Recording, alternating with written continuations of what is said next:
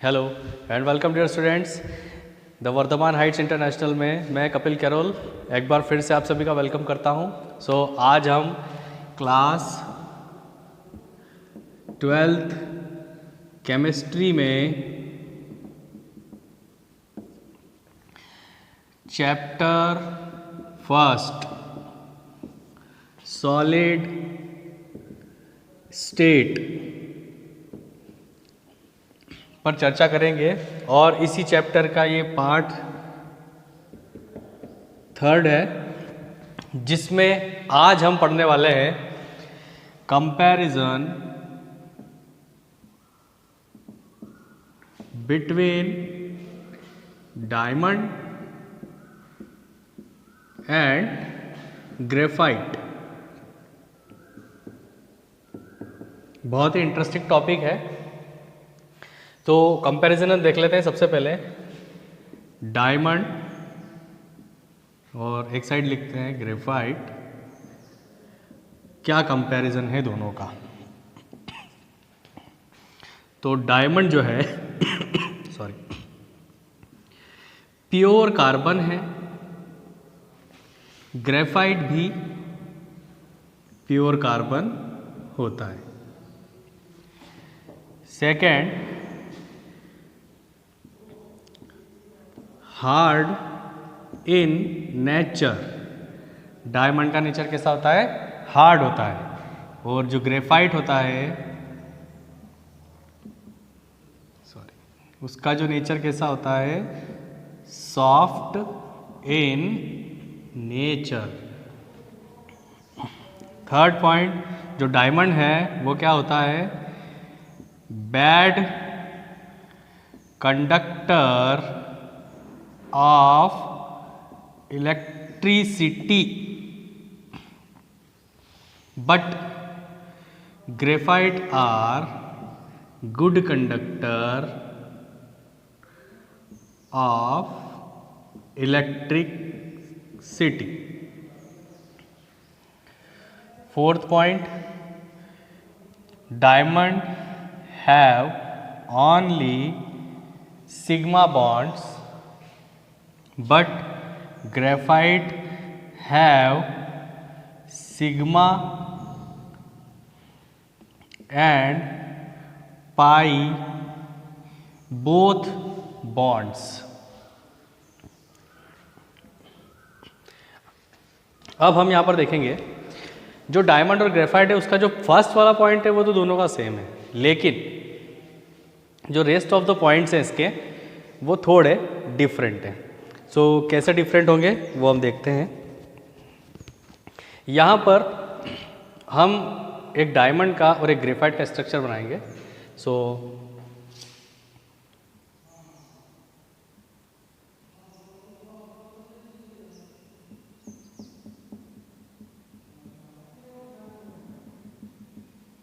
Her and पे carbon present है, इसी कार्बन के साथ एक और कार्बन,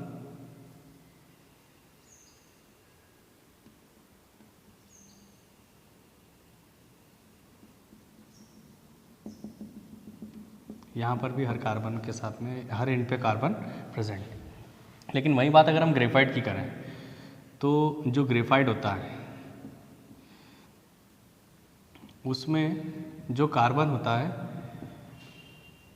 उसमें कार्बन्स के बीच में जो है डबल बॉन्ड्स पाए जाते हैं, और ये जो ग्रेफाइट में जो कार्बन प्रेजेंट होते हैं ये हेक्सागोनल रिंग का फॉर्मेशन करते हैं।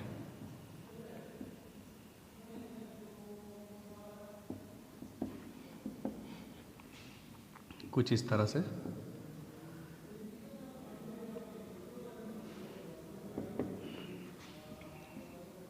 एक एक रिंग और बनाएंगे ताकि स्ट्रक्चर को समझने में बहुत ही आसानी हो जाएगी हमारे लिए।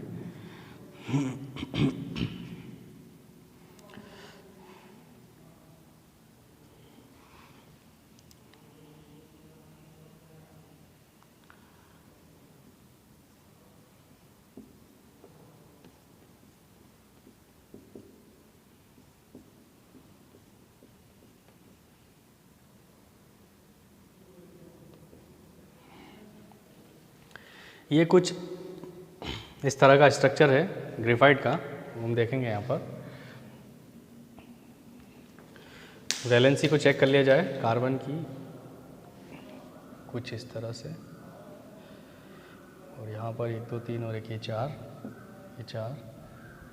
यहाँ पर भी एक कार्बन प्रेजेंट है कुछ इस तरह से। सभी की जो वैलेंसी है वो देखना पड़ेगी।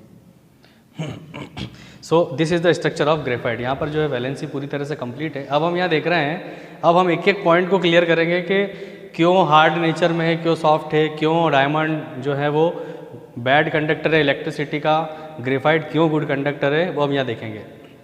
नॉर्मली अगर देखा जाए तो जो डायमंड होता है उसमें जो कार्बन्स होते हैं ना, हर कार्बन के बीच में सिंगल बॉन्ड प्रेजेंट होता है या सिग्मा बॉन्ड प्रेजेंट होता है, और उनके बीच में अट्रैक्शन जो होता है वो काफ़ी स्ट्रॉन्ग अट्रैक्शन होता है, ठीक है। और कार्बन जो है वो टेट्राहेड्रल फॉर्म में पाया जाता है इस तरह से, ठीक। लेकिन जो ग्रेफाइट है वो ग्रेफाइट जो है प्लेनर फॉर्म में पाया जाता है, प्लेनर। ये देखो आप, प्लेनर स्ट्रक्चर है, मतलब ये जो है ग्रेफाइट की एक शीट बन गई है। ये शीट लाइक स्ट्रक्चर है, लेकिन ये टेट्राहेड्रल स्ट्रक्चर है डायमंड का। अब यहाँ पे होता क्या है, हम सबसे पहले बात करेंगे कि why the diamond hard in nature and why graphite soft in nature. Diamond पे जाने से पहले सबसे पहले बात करेंगे ग्रेफाइट की कि सॉफ्ट क्यों होता है। आप लोगों ने देखा होगा जब भी हम पेंसिल वगैरह पे, उस पेंसिल के अंदर जो निडल होती है वो ग्रेफाइट की होती है। जब भी हम उस पर हाथ लगाते हैं या किसी पेपर पे उससे लिखा जाता है तो एक लेयर जो है उस ग्रेफाइट की जो पर्टिकुलर पेपर पे या हैंड पे आ जाती है, हाथ लगाने पे काला काला हाथ हो जाता है। तो वो क्यों होता है? वो इसलिए होता है क्योंकि जो ग्रेफाइट का जो स्ट्रक्चर है वो किस तरह से बना हुआ है, एक शीट लाइक स्ट्रक्चर है। तो शीट के ऊपर शीट का फॉर्मेशन किया गया है। कैसे होगा शीट के ऊपर शीट का फॉर्मेशन? जैसे ये एक शीट है, एक शीट वापस यहाँ पे हमने देखी, फिर एक शीट वापस, और कुछ इस प्रकार से। तो जो ग्रेफाइट होता है ना उसकी जो शीट लाइक स्ट्रक्चर, तो एक शीट, फिर उसके ऊपर एक और शीट, फिर एक और शीट, फिर एक और शीट और फिर एक और शीट, ऐसे करके एक बहुत बड़ा स्ट्रक्चर बन जाता है। और उसको अकॉर्डिंग टू यूज़ मॉडिफाई कर लिया जाता है। पेंसिल में यूज़ करना है तो पेंसिल के अकॉर्डिंग मॉडिफाई कर लिया जाएगा, या कोई अदर सब्सटेंस में यूज़ करना है तो उसके अकॉर्डिंग मॉडिफाई कर लिया जाता है। मतलब शीट के ऊपर शीट रखकर ही एक बड़ा स्ट्रक्चर बनता है। अब यहाँ देखेंगे तो कार्बन कार्बन हर जगह पे कार्बन के बीच में बॉन्ड पाए जाएंगे डायमंड के अंदर, लेकिन ग्रेफाइट के अंदर क्या हो रहा है, ये एक शीट हमने रख दी, इसके ऊपर ऐसी एक और शीट रखी। अब जो शीट के ऊपर शीट रखी हुई है उन दोनों शीट के जो बीच वाला जो पार्ट होता है उसमें कोई बॉन्ड नहीं होता है। तो वो बॉन्ड नहीं होने के कारण क्या होता है कि जैसे ही हम पेंसिल पे हाथ लगाते हैं तो ऊपर वाला जो ये ऊपर वाली जो लेयर है ये क्या होती है, उस हाथ के साथ में आ जाती है। लेकिन डायमंड के साथ ऐसा नहीं होता। क्यों नहीं होता? क्योंकि डायमंड कोई शीट लाइक स्ट्रक्चर तो है नहीं, वो तो 3D फॉर्म में पाया जाता है। आपने देखा होगा डायमंड का स्ट्रक्चर कुछ इस प्रकार से होता है।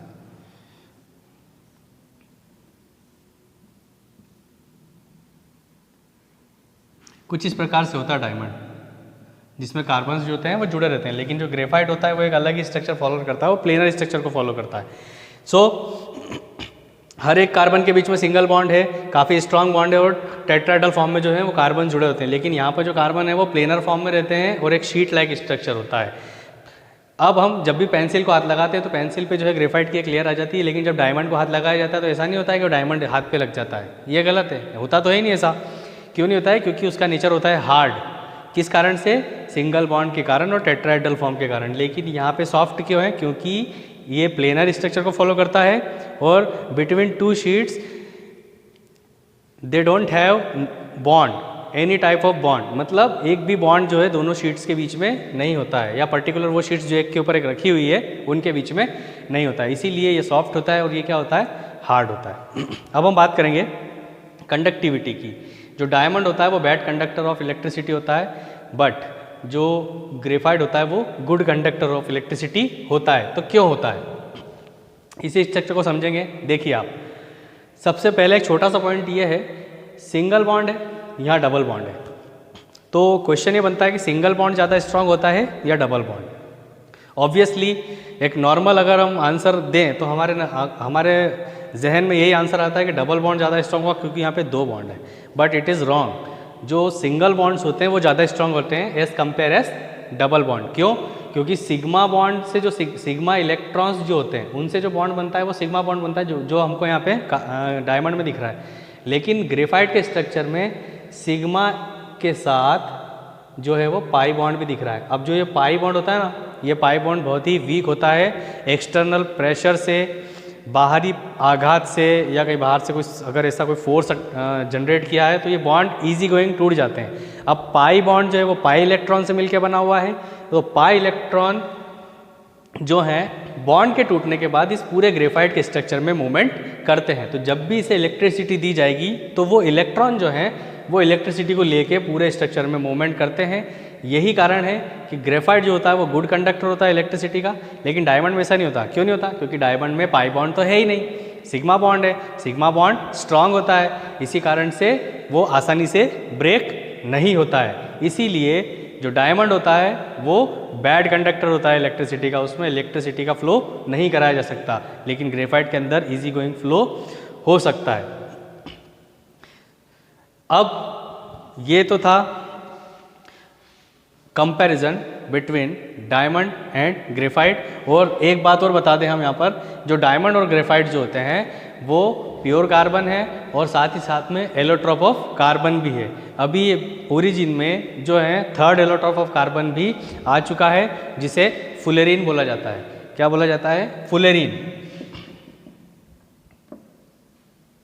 फुलेरिन ये एक बॉल लाइक स्ट्रक्चर होता है फुलेरिन का, जिसे नाम दिया जाता है 70s 80s, इस प्रकार से नाम दिया जाता है। 70s और 80s का मतलब क्या होता है? 70 मीन्स ये जो फुलेरिन का स्ट्रक्चर होगा वो 70 कार्बन से मिलके बना है। 80s का मीन क्या हुआ कि ये जो फुलेरिन का स्ट्रक्चर बना है वो 80 कार्बन से मिलके बना है। So this is all about the comparison between diamond and graphite. I hope you understand the comparison of diamond and graphite.